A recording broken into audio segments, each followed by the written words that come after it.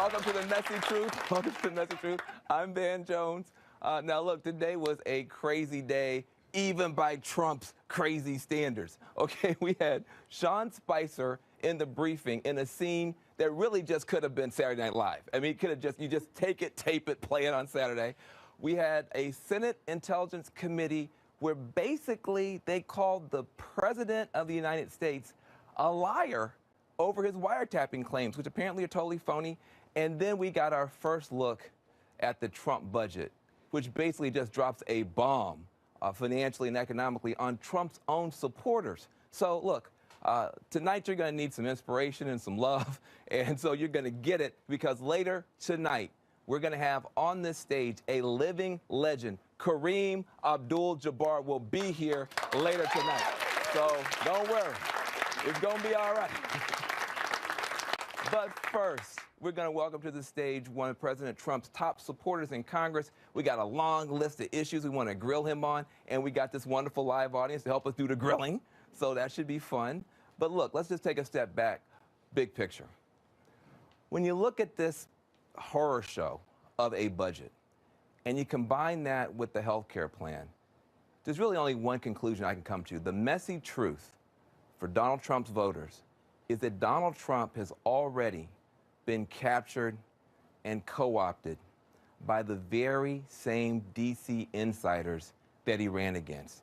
He doesn't seem to know it yet, but that's what happened. Now, don't forget, Donald Trump actually ran against the conservative establishment. He ran against the Republican establishment. He ran against the same old Washington, D.C. conservative orthodoxy.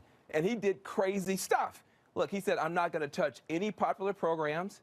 He even said kind words about Planned Parenthood. He was tough on Wall Street.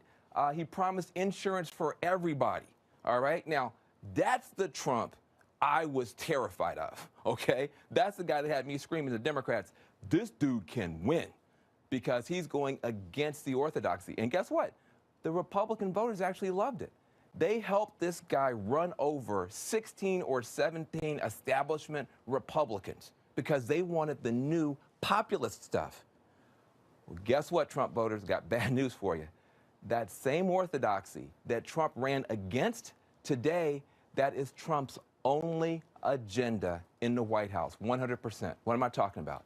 Let's just look at the Republican health care plan, which basically Speaker Paul Ryan has now stapled to Donald Trump's forehead.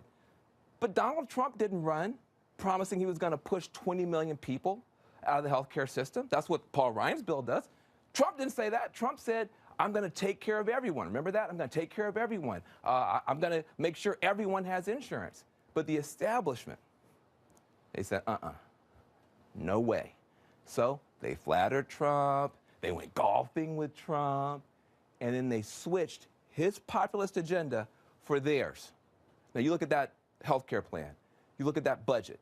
Every heartless, brutal idea from these establishment Washington, D.C. think tanks, which are completely cut off from real life, they just cut and pasted all their bad ideas, put it in one document and said, here's your budget, sir. We're going to cut federal funding for Meals on Wheels, and everybody's going to love it, right? And Trump's fallen for this. So they basically have put this guy in Air Force One. He's flying over the red states, and he's dropping hand grenades and meat cleavers and chainsaws onto the heads of his own voters. Mr. Trump, here's the truth. You can either please your party's insiders or you can please your actual voters, many of whom cannot bear these cuts, but you can't do both. And that's the messy truth.